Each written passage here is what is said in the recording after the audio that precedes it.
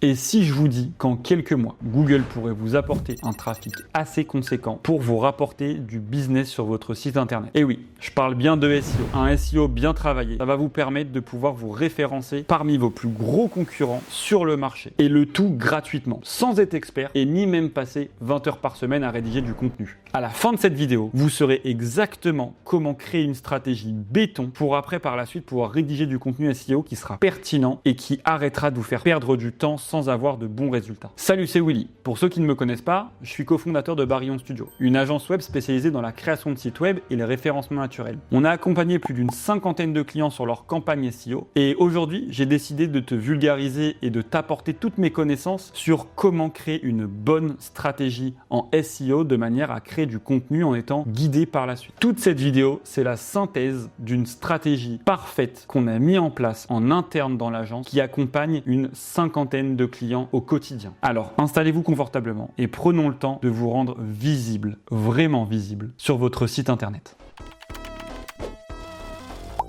Avant de commencer cette vidéo, si tu es débutant sur le sujet, je t'invite à aller voir la vidéo SEO pour débutants qui s'affiche juste là, qui va te permettre d'apprendre les bases et ensuite de pouvoir revenir sur cette vidéo-là. Aujourd'hui, on va donc aborder le thème de la stratégie SEO. La stratégie SEO, c'est clairement le point le plus important sur tout le SEO. Aujourd'hui, on va voir qu'est-ce qu'une bonne stratégie SEO et comment la mettre en place. Je vais vous guider sur un tuto de A à Z qui va vous permettre à la fin de cette vidéo de faire votre propre stratégie SEO. Une bonne stratégie SEO, ça va vous permettre de savoir sur quels mots-clés est-ce que vous devez vous référencer, qui sont vos plus gros concurrents, quel type de contenu est-ce que vous devez créer à partir de maintenant pour pouvoir ranker sur votre activité. Tous ces éléments-là, ça va vous faire gagner des centaines et des centaines d'heures. Actuellement, je suis persuadé qu'il y en a beaucoup qui rédigent du contenu à l'aveugle parce que le contenu leur semble pertinent ou alors les intéresse, ou ils ont entendu dans la rue que quelqu'un avait posé cette question et donc ils vont rédiger un article finalement pour le rendre visible sur Internet et puis ils se rendent compte qu'ils n'ont aucun vu, tout simplement. Et ça, c'est ce que j'appelle naviguer à l'aveugle. Avec une bonne stratégie, il n'y aura plus du tout besoin de passer par toutes ces étapes-là foireuses. C'est parti, on se lance dans le processus d'une stratégie SEO béton. La première étape consiste à trouver ses plus gros concurrents sur son secteur, parce que ça peut paraître très standard, mais pour autant, plein de personnes ne le font pas, et c'est la première étape de la stratégie SEO. Et donc, on va taper la requête qui nous définit le plus. Moi, dans mon cas, on a une agence de création de site web, et donc je vais mettre simplement agence web. Ça peut être un autre terme, évidemment, si vous, votre activité est différente. Et donc, on va enlever les liens sponsorisés parce qu'ils ne nous intéressent pas, c'est les liens Google Ads. Et donc, on va prendre les 5 premiers résultats de recherche. Là, il y a Adveris, Beyond, Churchill, Agence Web Paris 6 Lab, Shortlist, ça ne compte pas, hein, c'est un comparateur, et Sysmeo. Ok, donc ça, c'est le top 5 finalement de nos plus gros concurrents sur le marché. Et donc, on va venir créer un document. Ce document-là, moi, je l'ai déjà un tout petit peu commencé. Et donc, vous allez venir y mettre les mêmes colonnes. Le titre, note globale, nombre de commentaires, lieu, authority score et URL. Et on va tous les remplir un par un. Donc, pour les remplir, on va prendre, dans l'ordre, le titre de chacun. Donc, en fait, ça, c'est leur métatitre, hein, finalement. C'est ce qui les définit quand on fait la recherche. C'est la première phrase sur laquelle on tombe. Et vous allez comprendre que ça va beaucoup nous aider. Hop, Churchill et la dernière, qui était Six Lab. Ok. Alors là, on est à 4, donc il nous en faut une 5e. Sysmeo, on avait dit, c'est ça exactement. Ok, voilà. Et maintenant, on va venir les rechercher sur Google. Et on va leur attribuer, dans leurs catégories respectives, donc note globale et nombre de commentaires, le nombre de commentaires et de notes qu'ils ont sur Google. Donc par exemple, on va prendre Adveris, on va les rechercher tout simplement. Ah mince, Adveris. Ok. Et donc là, on voit qu'ils sont notés 4,2 par 52 personnes. Et c'est les premiers résultats qui ressortent. C'est un petit peu indépendant, la fiche Google My Business, mais pour autant, ça a énormément d'intérêt. Ça va permettre de savoir comment est-ce qu'ils se positionnent. Est-ce qu'ils sont meilleurs que vous en termes de nombre d'avis et de notes globales? Et un petit peu à recadrer vos concurrents par rapport à où est-ce que vous en êtes dans votre situation à vous. Donc Adveris, ils ont une note de 4,2 pour, on a dit, 52 avis. Et ils sont à Paris. Et donc ça, on va le faire pour chacun. Donc j'accélère la vidéo et à la fin, le tableau est fini. Ok, là, j'interromps juste le fait de remplir ce tableau-là pour la dernière, qui est un très bon exemple, dans le contexte où ils ont plusieurs agences web. Et donc, on va pouvoir tout simplement prendre l'un des deux, celle qui a le plus d'avis, ça paraît beaucoup plus cohérent, Parce qu'en fait, je pense qu'ils ont plusieurs agences à Paris, Sysmeo, et donc dans ce contexte-là, on va pas cumuler les deux parce que ça n'a pas eu tout d'intérêt, mais on va prendre celle où il y a le plus d'impact. Donc c'est celle-ci, voilà, on voit bien que c'est Sysmeo. Ils sont à Paris, ils ont 5 de note globale pour 12 avis.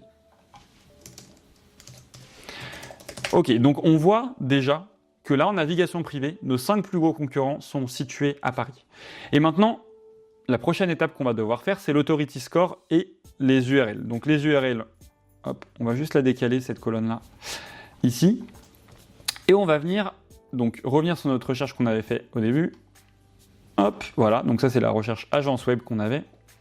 Et on va venir cliquer sur, alors on va venir tout simplement ouvrir sur un nouvel onglet nos 5 plus gros concurrents. Ok, et donc là on va mettre l'URL qui correspond à la recherche qu'on a faite. Parce que ça peut paraître, dans ce cas-là, très logique d'avoir mis Adveris, mais parfois, quand on tape agence web, on ne tape pas forcément sur l'URL de base qui ressort.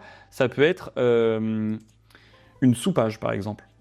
Et donc, dans le contexte, ça, on a envie de le savoir. Sur quelle page est-ce que l'entreprise rank le plus pour être dans le top recherche agence web. Hop, Churchill. Bon, pour l'instant, on voit bien que c'est uniquement leur page d'accueil. Hein. Et Sysmeo. Et pareil, c'est que leur page d'accueil. Ok, donc là, on voit bien que c'est uniquement les pages d'accueil des sites concurrents qui rankent sur le terme agence web. Ce qui est à peu près logique finalement, parce que c'est une agence web et donc c'est sur la page d'accueil qu'on retrouve le plus d'informations et qu'on essaye de ramener le trafic globalement selon les stratégies qu'ils ont mis en place. Et donc maintenant, il nous reste la partie Authority Score. On va même rajouter une petite colonne qui va s'appeler trafic. Et donc, pour pouvoir faire ces prochaines étapes, on va avoir besoin, là actuellement, pour faire toute la stratégie et toute notre campagne SEO, de seulement 2 outils. Le premier, ça va être SEMrush. Donc, j'ai déjà ouvert une fenêtre SEMrush et je vous le conseille vraiment. Ce logiciel-là, pour moi, c'est le meilleur de sa catégorie. Alors, il y a des gros concurrents, notamment Alloscan, qui est un concurrent français qui fonctionne très bien, mais pour ma part, SEMrush, je m'y retrouve vraiment. Ça permet de faire, on va dire, 80% d'une stratégie globale en SEO, juste avec un seul outil, et c'est tout l'intérêt de ne pas cumuler plein d'outils différents.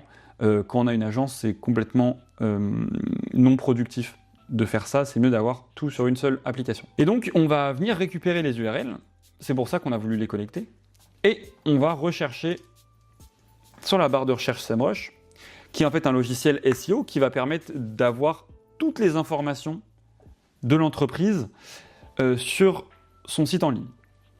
Et donc là, nous, on s'intéresse particulièrement côté France, et on voit qu'ils ont 5000 recherches mensuelles, c'est du mensuel ici, en organique. Et donc ça, on va venir le rentrer.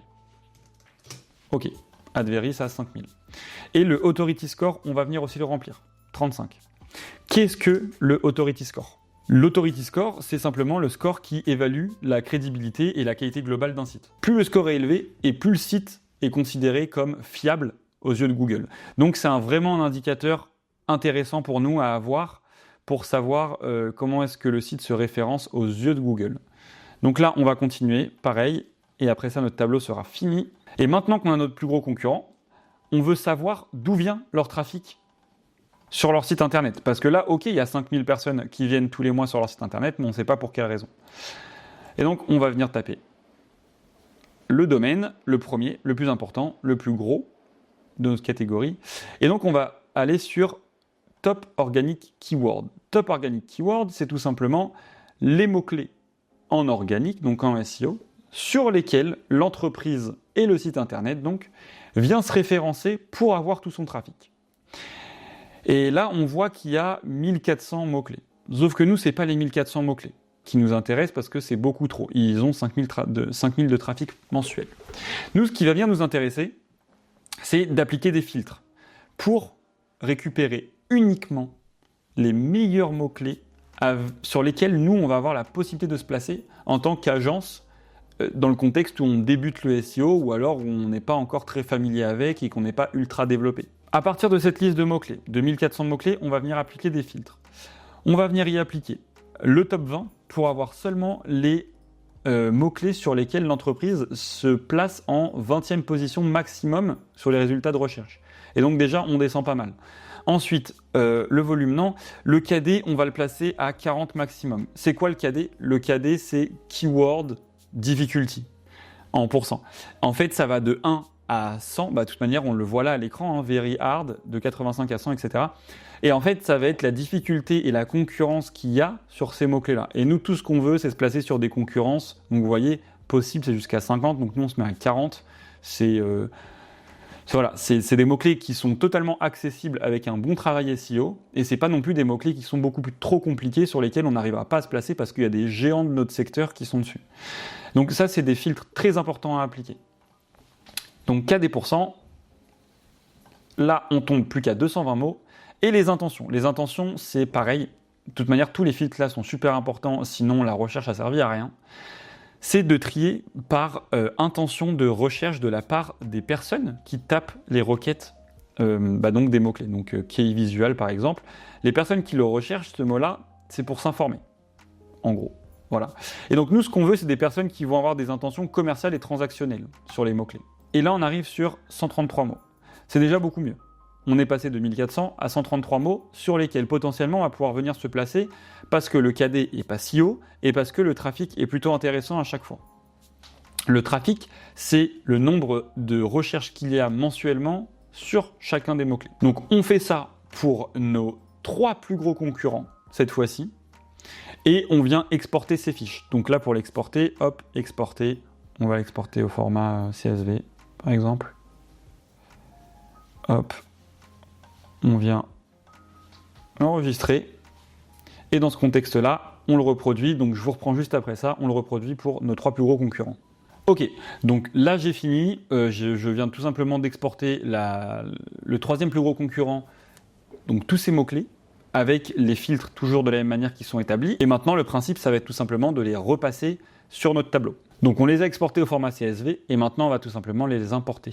On se retrouve du coup avec nos 3 feuilles sur lesquelles moi je les ai renommées pour le coup, vous faites ce que vous voulez, moi je les ai renommées, avec leur nom et donc l'import qu'on a fait depuis SEMrush pour tous leurs mots-clés. Et là il y a plein de choses qui ne vont pas nous intéresser en termes de colonnes qu'on va pouvoir supprimer. Déjà de cette colonne-là, donc de la I à la Q, on peut tout supprimer. Ensuite, on va pouvoir supprimer le CPC, ça ne nous intéresse pas non plus. L'URL, ça ne nous intéresse pas non plus. Le keyword difficulty, ça va nous intéresser. Le volume de recherche aussi. Donc ça, la C, ça ne nous intéresse pas non plus. La position non plus, c'est pas du tout ce qui nous intéresse. Et donc voilà, là on sait qu'il y a le volume de recherche et la difficulté de chacun des mots-clés. Et le trafic qu'a le site sur ces mots-clés-là. Ok, nous on va le convertir rapidement en tableau pour que ce soit un petit peu plus propre. Et donc ça, pareil, on va le répéter pour les 3. Donc là, on se retrouve donc avec nos 3 tableaux. Je sais pas trop si vous vous rendez compte, mais là on est vraiment sur une mine d'or. Parce que finalement, pour ces 3 concurrents, mais on a toute l'essence même de la raison pourquoi le site performe en SEO. Donc on a les raisons de pourquoi votre concurrent est aujourd'hui votre concurrent quand on tape la requête, donc agence web, ou dans votre contexte, la recherche qui vous définit le plus. Et donc, on voit le volume de recherche pour chaque mot-clé. Donc, le mot-clé meilleur site internet. On a le volume de recherche, la difficulté de se placer sur ce mot-clé-là, donc la concurrence, je le rappelle, et le trafic que donc notre concurrent Adveris reçoit tous les mois, à peu près, c'est approximatif, sur le mot-clé meilleur site internet. Et donc, à partir de ça, on va pouvoir en établir du contenu pertinent avec des mots-clés pertinents qui sont recherchés, où on connaît le volume et où on connaît la difficulté à se placer sur ces mots-clés.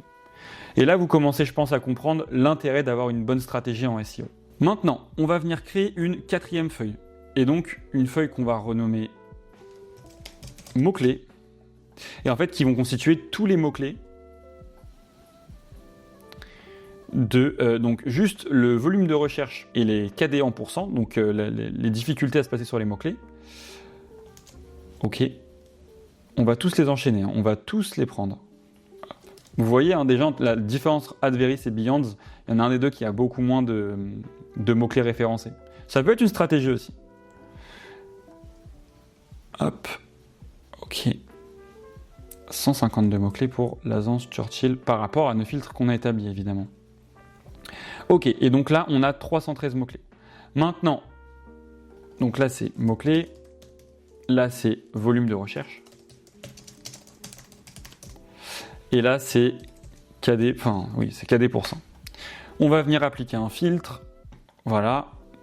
On va venir trier par volume de recherche, mince, le plus haut. Parce que finalement, c'est ce qui nous intéresse le plus. Et le KD, du coup, on peut le lire en face tout simplement, mais dans tous les cas, on sait qu'en dessous 40, c'est plutôt correct. Là, rapidement, maintenant, on va venir prendre les mots-clés dans données et on va nettoyer les données, supprimer les doublons. Non, on veut que sur la colonne A. 30 lignes en doublon ont été trouvées. Ok, important. Parce que oui, il y a 3 concurrents qui sont d'ailleurs tous très bons en SEO. Et donc forcément, il y a des mots-clés sur lesquels on les retrouve les 3. Donc ça ne nous sert à rien, nous on le veut qu'en une seule fois. C'est pour ça qu'on a nettoyé. Ok, on retrie pour être sûr. Ok, très bien. Et donc là, on se retrouve avec 284 mots-clés. Il y en a qui vont peut-être pas nous intéresser. Donc à partir de là, on va pouvoir retrier à la main. On ne va pas le faire dans le contexte de cette vidéo-là, mais dans votre contexte après, ça sera votre situation définitive en termes de stratégie SEO, vous avez un gros intérêt à prendre une petite quinzaine de minutes à trier. Par exemple, si on n'est pas du tout du coin de Lyon, on va venir effacer. Si on est en région parisienne, dans mon contexte à moi, je vais effacer tout ce qui est lié à... donc dans l'Aveyron, par exemple, voilà, c'est un très bon exemple, ça ne nous intéresse pas. Parce que nous, on est basé en région parisienne. Sauf si on veut particulièrement travailler dans une région comme à Rodez. Je ne sais pas si ça se dit comme ça, j'imagine que oui, Rhodes ou Rodez. Et donc voilà, on va venir nous les supprimer, mais dans le contexte où on voulait bosser dessus pour s'y référencer, parce qu'il y a beaucoup d'activités dans le secteur, pourquoi pas? C'est pas du tout mon idée. Voilà, donc là, on va venir supprimer les lignes, et vous savez quoi? Je vais le faire. Je vais juste couper la partie où je le fais, et comme ça, on va voir avec combien de mots-clés est-ce que j'arrive à terminer. Ok, on se retrouve. J'ai fini de mon côté de faire toute cette partie-là sur le tableau. On est à 247 mots. Donc ça, c'est le total. J'ai peut-être pas pris le temps de bien trier. J'aurais pu faire encore un tri beaucoup plus intéressant. J'aurais même pu donner ma liste à ChatGPT et lui demander d'enlever tout ce qui était lié à d'autres villes que la région parisienne, pour être sûr de ne pas avoir fait de coquille, mais c'est pas vraiment l'intérêt pour l'instant. Donc on va rester là-dessus, c'est déjà très bien d'avoir ce type de recherche-là avec l'élite des mots-clés qui font que nos concurrents arrivent à ranker. Maintenant qu'on a tous ces mots-clés-là, il va nous rester une étape importante sur la stratégie. Ça va être de trouver des requêtes pertinentes liées à ces mots-clés-là. Parce qu'actuellement, on a le mot-clé « entreprise en développement web », mais pour autant, on ne sait pas vraiment qu'est-ce qui est recherché par rapport à ce mot-clé-là. Et là, il y a plusieurs possibilités. On peut le faire depuis SEMrush, mais nous, honnêtement, ce n'est pas vraiment ce qu'on fait en agence. On a un autre outil. C'est le deuxième outil qu'on va utiliser sur cette vidéo-là et qui est Pépite. C'est clairement un des outils qu'on utilise le plus aujourd'hui.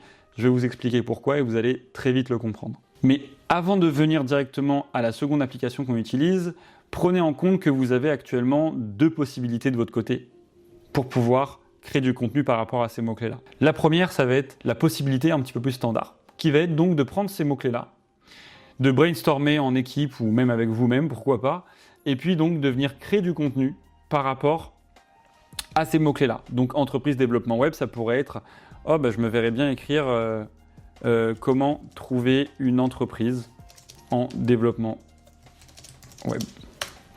Voilà, ça pourrait être une idée de création d'un premier sujet de contenu. Donc là, si je mettais sujet, hop. Et puis là, on aurait tous nos sujets qui défileraient selon le type de mots-clés. Et après, on peut créer plusieurs types de contenus avec uniquement un seul mot-clé. Mais c'est beaucoup trop lent. Et nous, aujourd'hui, avec tout ce qui est outils, IA, etc., c'est pas du tout quelque chose qui nous intéresse de reprendre ça à la main. C'est quelque chose qu'on va laisser faire à un outil qui est bien plus performant, mais vous avez quand même la possibilité de le faire de votre côté si vous estimez que c'est important pour vous d'avoir la main à 100% là-dessus. Et donc on se rend sur l'outil. L'outil s'appelle AlsoAsk. Il y a aussi un autre concurrent que vous connaîtrez peut-être qui s'appelle Ubersuggest. Le principe, il est très simple. On va venir taper un mot-clé et il va nous sortir toutes les requêtes qui sont recherchées sur Google avec ce mot-clé-là. Le principe, il est donc très facile. On entre un mot-clé et l'outil vous suggère tout simplement des questions fréquemment posées par les internautes autour de ce mot-clé-là. Ces questions, elles viennent directement des recherches associées sur Google. Vous savez, la section autres questions. Et c'est exactement ce qu'on veut. Des idées de sujets à traiter, surtout quand on est à court d'inspiration et qu'on veut s'assurer que le contenu qu'on écrit réponde bien aux recherches des utilisateurs. Et l'avantage, c'est que ces sujets, ils sont déjà validés par Google comme étant pertinents. Donc, on peut vraiment y aller pour le coup les yeux fermés sur ce genre de recherche que va nous soutirer l'outil pour pouvoir créer du contenu. Donc là, on va prendre entreprise de développement web. C'est un exemple, hein. Encore un coup, ça c'est après à vous de gérer par rapport à votre domaine d'activité.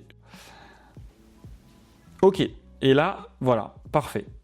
Qu'est-ce qu'on a ? On a le mot-clé qu'on vient de taper, entreprise de développement web. Et ensuite, on a des catégories. Quelle entreprise pour développeur web ? Donc là, on a toujours les mots-clés dedans. Ou travailler en tant que développeur web.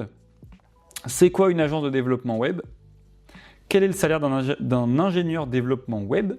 Et donc, on va venir récupérer toutes ces questions-là, les trier, garder que ce qui est intéressant et pertinent par rapport à notre activité, et en faire une liste de sujets. Et donc pour ça, on va venir, hop, download, pareil, en CSV, et on va venir l'importer sur notre Google Sheet. Donc je crée une nouvelle feuille qu'on va venir appeler sujet. Même pas en fait, on n'a même pas besoin parce que il me semble que voilà, quand on va l'importer, ça va venir créer une page. Donc on n'a pas besoin pour l'instant. Voilà. Ça va donc tout importer. On fait insérer de nouvelles feuilles pour que ça reste sur le même doc. Donc voilà, donc cette partie-là n'était pas forcément importante. Ok. Donc ça, on va le renommer Also Ask. Ah d'ailleurs, j'avais pas renommé cette partie-là, mais là en fait, c'est nos concurrents finalement de notre activité. Et donc sur Also Ask, on a les questions, les réponses, oula non, ça va être beaucoup trop grand, les tiers positions 1, 2, 3, les régions, donc bah, nous c'était France, on a choisi France, et la langue, donc en fait tout ça c'est toutes les informations qui ne vont pas forcément nous intéresser, donc on les enlève, et ensuite on va avoir la partie des URL sur lesquelles les questions ont été retrouvées, donc par exemple quelle entreprise pour développement web, pour développeur web, pardon, ça c'est des éléments de réponse, moi perso je les garde pas, mais vous pouvez les garder, ça va dépendre de vous, mais on part de l'idée qu'on fait de la manière dont je m'y prends, donc moi j'enlève cette colonne-là, elle m'intéresse pas. Et là on a tout simplement les URL, donc Hello Work qui a fait un sujet, et donc c'est la réponse à la question, c'est cette URL-là finalement. Et ça c'est la page title, donc c'est le nom finalement de l'URL Hello Work sur, bah voilà, on voit là, entreprise qui recrute, etc. Pareil, ça on n'en a pas envie, ça nous intéresse pas. Et tiers 1 et tiers 2 position, là par contre ça va nous intéresser. Ça va nous intéresser pourquoi ? Parce qu'actuellement on a 52 questions sur le même sujet, sur la même requête, sur le même mot-clé. Ça fait quand même beaucoup, donc on va pouvoir venir trier nous d'un côté. Aussi pourquoi pas demander à l'IA de nous faire un tri, ça c'est à vous de décider. Vous pouvez lui dire tout simplement de trier en gardant que les éléments concrets par rapport à votre type d'activité, à enlever les doublons, etc., etc. On va déjà pouvoir essayer de voir s'il y a des doublons, mais c'est rare. On va garder ça que sur la colonne A, supprimer les doublons. Ok, il y a quand même 10 lignes qui ont été enlevées, donc on se retrouve déjà qu'avec 42 lignes. Donc il y avait 10 lignes qui étaient identiques. Ok, les URL aussi d'ailleurs, hein. Ça ne nous intéresse pas forcément pour l'instant. Vous verrez pourquoi par la suite, mais ça ne nous intéresse pas. Et donc, on va parler des tiers 1 position et tiers 2 position très rapidement. À quoi est-ce que ça sert ? Tiers 1 et tiers 2 position, c'est tout simplement la position de recherche sur la question. Donc, entreprise développement web. Non, bah là, du coup, ça compte pas, ça, par exemple, parce que c'est pas une question. Donc, voilà, donc déjà, là, on peut la virer. Donc, quelle entreprise pour développeur web ? Celle-là, ça va être la première requête qui apparaît quand on va taper le mot-clé que j'ai fourni en amont à Also Ask. Donc, nous, on va garder tout ce qui est les requêtes 1, 2, 3, et on imagine qu'on va enlever les 4 parce que c'est des requêtes qui tombent qu'en 4e position parmi les questions que Google liste. Donc ça ne nous intéresse pas. Pareil. Et les tiers 2 position, c'est en fait, donc tiers 1, c'est par rapport au mot-clé direct, donc entreprise développeur web, et les tiers 2, c'est quand c'est pas le mot-clé exact, mais que c'est un mot-clé qui est lié ou qui est composé d'éléments du mot-clé qu'on a mis sur Also Ask. Pareil, on enlève. Ok, on garde que les 1, 2, 3. Donc là, on se retrouve avec 34 questions. On va prendre ces questions-là. On va créer une nouvelle feuille qui va s'appeler sujet à traiter. Hop, et donc là, on se retrouve avec 34 questions à traiter sur un sujet par rapport à un mot-clé qu'on a défini, qui est entreprise développement web, sur lequel on a un KD qui n'est pas très gros, avec un volume de recherche conséquent. Et donc, si on vient écrire par rapport à ce mot-clé-là tous les sujets qui sont ici, déjà, ça nous a évité de les trouver par nous-mêmes, les sujets, et ensuite, on sait que c'est des sujets pertinents qui sont recherchés et qui sont validés par Google. La stratégie est presque finie à ce niveau-là. Une fois qu'on a tous ces sujets-là, on va venir faire une étape supplémentaire pour pouvoir être beaucoup mieux organisé. Ça va être de créer une nouvelle feuille, ou alors on aurait même pu le faire sur celle-là, mais on va quand même créer une nouvelle feuille, ça va être beaucoup plus clair. Et donc sur cette nouvelle feuille-là, on va mettre les catégories et les sous-catégories. Parce que maintenant qu'on va vouloir créer du contenu par rapport à des mots-clés, il va falloir qu'on définisse dans quelle catégorie est-ce qu'on les place. Nous, dans notre contexte, on a 4 catégories dans notre activité et je vais les mettre directement sur l'écran, je vais les remplir de mon côté et on revient dans 2 secondes pour que je vous les explique. Ça va vous permettre d'avoir des idées pour trouver vos catégories et vos sous-catégories. Actuellement, du coup, on se retrouve sur cette feuille qu'on va nommer catégorie et hiérarchisation. Et donc là, on a donc toutes nos catégories et les sous-catégories associées qui vont nous permettre de faire ce qu'on appelle un silo thématique. Un silo thématique, c'est quoi? On va prendre toutes nos catégories. Prenez les catégories comme des parents et les sous-catégories comme les enfants. Et bien c'est exactement pareil. On a donc les parents qui sont création de site web dans mon contexte, parce que moi c'est la première des catégories qu'on propose et sur lesquelles on veut se référencer. Et donc dans les sous-catégories, on va avoir par exemple site internet vitrine, site internet e-commerce, ça peut même être site Shopify ou site WordPress. À quoi ça sert de faire ça? Ça va servir à pouvoir par la suite créer du contenu dans site internet vitrine, créer du contenu dans site internet e-commerce. Donc quand je dis du contenu, c'est à chaque fois un titre, un type d'article, et donc de pouvoir après être beaucoup mieux organisé, de savoir dans quelle catégorie est-ce qu'on crée le plus de contenu, quelles sont les catégories qui marchent le mieux pour nous, et de cette manière-là, de pouvoir s'y retrouver. Donc pour cette partie-là, je vais vous laisser le faire de votre côté. C'est pas très dur. Si vous avez votre type d'activité et que vous le connaissez bien, ça là-dessus, j'ai aucun doute. Vous allez mettre vos grandes catégories et après, vous allez tout simplement les affiner sous forme de sous-catégories. Et donc, à partir de ces catégories et sous-catégories, on va tout simplement pouvoir être beaucoup mieux organisé dans le travail qu'on va effectuer en termes de sujets et de création de contenu et de pouvoir catégoriser sur notre site internet le type d'article qu'on vient créer.